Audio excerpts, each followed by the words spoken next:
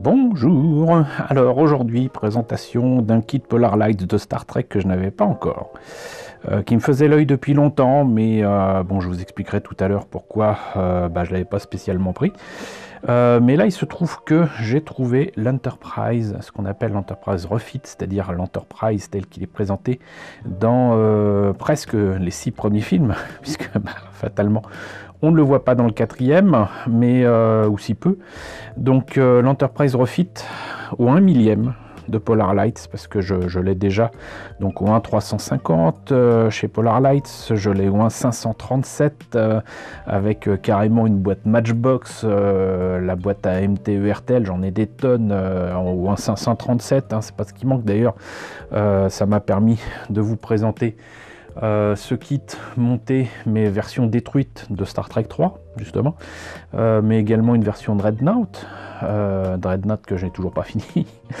Et donc là il s'agit donc de la version Enterprise Refit au 1 millième de Polar Lights que je n'avais pas pris.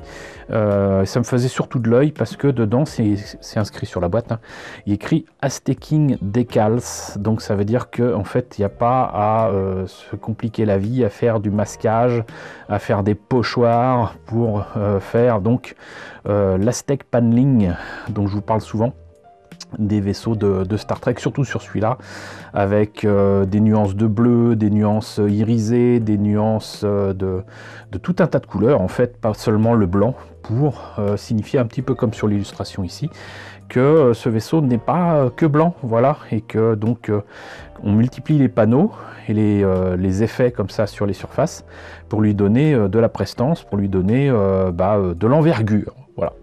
Et il se trouve que donc ce kit, en fait, je ne l'ai pas commandé aux États-Unis, je l'ai trouvé tout à fait par hasard, alors que je m'y attendais pas, sur donc le site dont je vous parle souvent, qui est Vinted. J'en profite d'ailleurs pour saluer Tron 1980, coucou Tron 1980, qui m'a vendu ce kit et qui fait partie donc des personnes qui suivent ma chaîne, donc merci à toi. Voilà. Et le prix était vraiment fort sympathique, hein, tout à fait raisonnable, donc je l'ai pris et bon, vous remarquerez quand même que c'est pas bien grand, voilà, mais c'est vraiment le kit en 1 millième. D'ailleurs j'en profiterai tout à l'heure pour faire une petite comparaison avec le kit en résine que je vous ai présenté il y a des années. C'est la raison pour laquelle j'avais pas pris ce kit, je ne l'aurais pris en fait que pour les Aztec paneling, parce que je l'avais déjà en résine. Cela dit, la version en résine ne permet pas d'éclairer le kit, alors que celui-ci, on peut. Donc, la boîte, il y a une jolie illustration quand même, hein, mine de rien. Par contre, il n'y a pas grand-chose de plus, à part ici, voilà, à l'arrière, voilà, avec le socle de Polar Lights ici qui est vraiment pas mal par rapport au début. C'est vraiment un plus, très clairement, et ça sera un plus non négligeable aussi avec le kit du Reliant au 1 millième aussi, que je vous ai présenté il y a des années. Donc on voit la Round 2 qui avait donc racheté Polar Lights, et je pense que logiquement, voilà, en fait, il y a plus de choses. Les kits de Polar Lights, les boîtes cachent souvent des choses. Voilà, donc là, il y a une très très belle illustration avec Kirk et Spock. Là, une illustration du premier film de Star Trek de 79 où apparaît donc cette Enterprise Refit. Et entre guillemets, c'est tout. Et puisque c'est ouvert, écoutez, je vous propose de voir ce qu'il y a à l'intérieur. Alors, je triche un tout petit peu, j'ai évidemment pris les documents à présenter avant de montrer les pièces. Donc les instructions de montage, voilà, c'est relativement simple, mais en fait ça sera assez compliqué pour en tirer le meilleur, un peu moins avec les décalcos, mais bon, pour faire correctement l'éclairage, il faut s'assurer de ne pas avoir de fuite de lumière ni rien, mais il y a les pièces transparentes qu'il faut. Donc ça c'est cool. Donc la soucoupe, les pylônes, le secondary hull, Alors c'est marrant parce que ça me rappelle un petit peu la façon de monter de la vieille maquette, mais pas totalement. Voilà, j'ai même l'impression, c'est même pas une impression, c'est une certitude. Je l'ai eu pas cher parce qu'en fait la maquette avait été commencée et ça ne nécessite pas de colle. Voilà, les nacelles, le pylône qui permet d'attacher la soucoupe, le fait de mettre cette pièce là, hop, sur le secondary hull, avec donc ici le déflecteur dish. Là, on réunit le tout et tant qu'à faire, on met sur le socle et après, c'est des années d'amusement pour faire donc la steak paneling, mais avec des décalcos, donc a priori c'est facilité. Voilà, le fameux Aztec paneling, c'est ça. Et ils indiquent comment placer ça absolument partout. Voilà, et donc les planches de décalco, les voici, les voilà.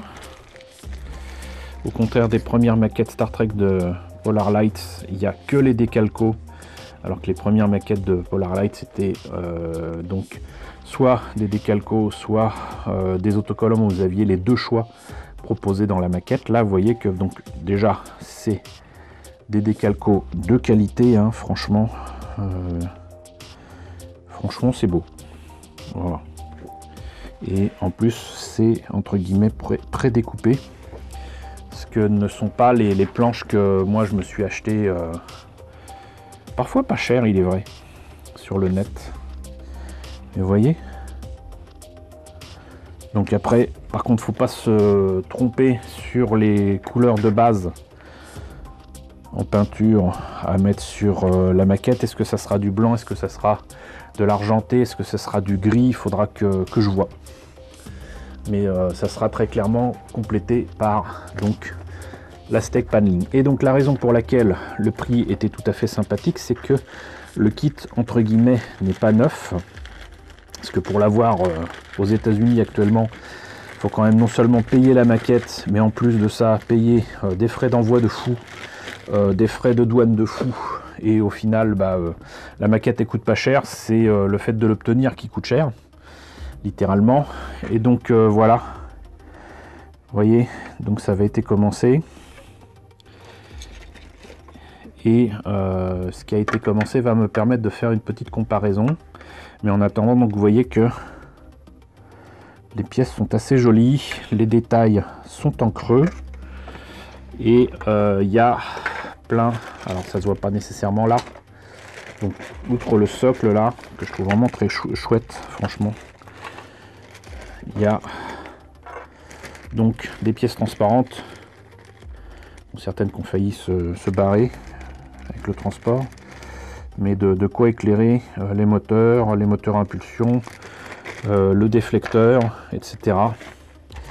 Donc ça c'est très cool. Mais du coup je vais en profiter pour vous montrer justement avec le kit en résine, qui était un kit donc de Dark Star Models que je vous ai présenté il y a des années.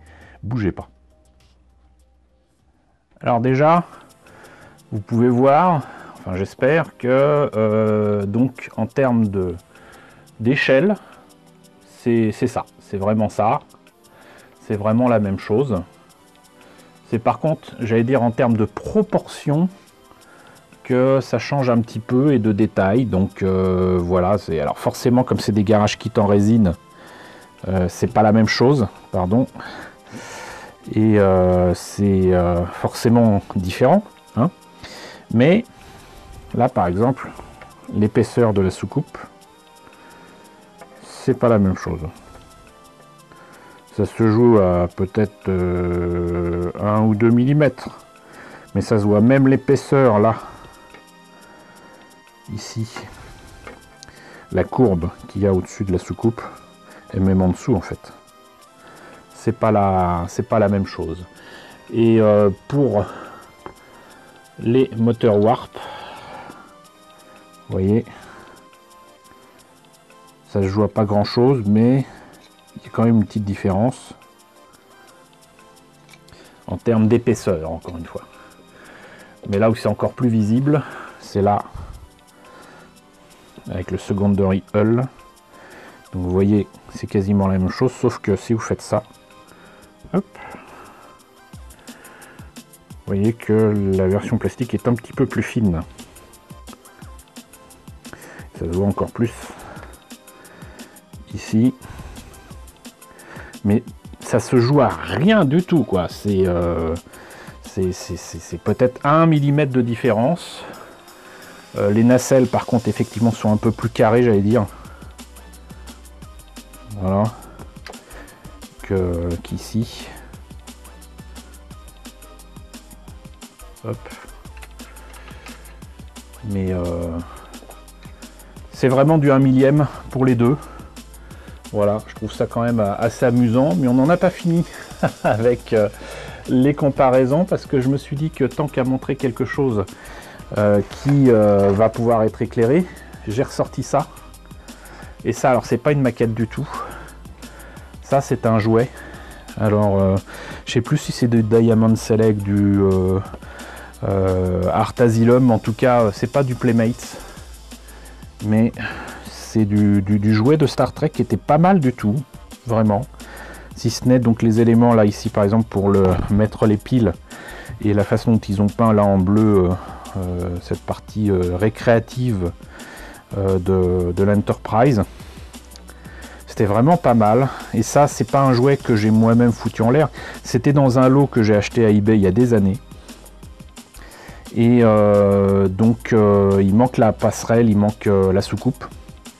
Mais a priori, donc tout le système électrique, donc des moteurs warp et du déflecteur dish, et peut-être même du son et lumière, pas que de la lumière, certainement du son, doit être à l'intérieur. Le truc, c'est que j'ai toujours pas réussi à comprendre où était l'interrupteur ou quoi dans les fils qui restent ici. Il va falloir que je démonte ça pour voir exactement ce qu'il en est. Mais là, on voit que c'est plus du tout la même échelle. Hein. Donc ça, c'est du 1 millième. Et c'est plus petit que les vieux kits AMT ERTL ou un 537. Donc je pense que là, on est sur peut-être du 1.700. Voilà, à peu près. Mais vous voyez quand même que même en jouet, on pouvait avoir des trucs sympas. Fallait juste pas trop regarder certains détails comme ici, donc justement au bout des moteurs warp.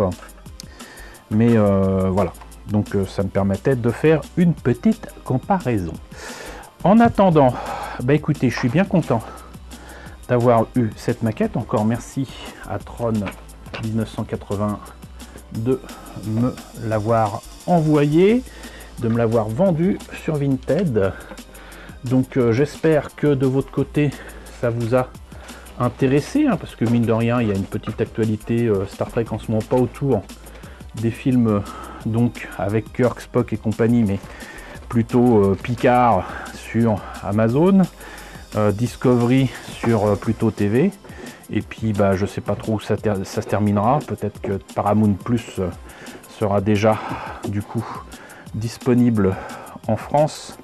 Mais il y a donc une nouvelle série Star Trek qui arrive bientôt, dérivée de Discovery, avec le Captain Pike et l'Enterprise supposée de la première série des années 60. Et donc c'est Strange New Worlds qui débute à la mi-mai, je crois, en tout cas aux États-Unis. Et j'ai vraiment hâte de voir ça. Les bandes annonces sont très prometteuses. Donc voilà, profitez en tout cas de l'occasion que vous avez désormais avec les plateformes de streaming légales de voir du Star Trek. Si vous ne connaissez pas encore, c'est le moment. Avant que j'oublie, justement concernant l'actualité Star Trek, je vais en parler sur la chaîne Twitch de mes amis des Necolite Orchestra, donc sur la chaîne Blue Neko TV. C'est là, cette semaine, ce mercredi, que je vais pouvoir parler, si je me rappelle bien, donc de Star Trek essentiellement, voilà, avec l'ami Simon, on va vous parler Star Trek. Donc si ça vous intéresse, n'hésitez pas à me rejoindre sur Blue Neko TV, je vous mets le lien dans la description de la vidéo. En tout cas, Encore une fois, j'espère que ça vous a intéressé. N'hésitez pas à me dire ce qu'il en est dans la section commentaires. N'hésitez pas à liker, c'est important. N'hésitez pas à partager, c'est encore plus important. N'hésitez pas à vous abonner si ce n'est pas déjà le cas. Coucou aux nombreux abonnés qui nous ont rejoints ces derniers temps. Bienvenue ici. Coucou aux grands anciens qui me suivent depuis 6 ans. Merci à tous de votre fidélité. Merci à tous de votre soutien sur Tipeee et sur Paypal. Surtout, prenez soin de vous. Je vous laisse avec la liste des contributeurs de la chaîne et je vous dis à très bientôt.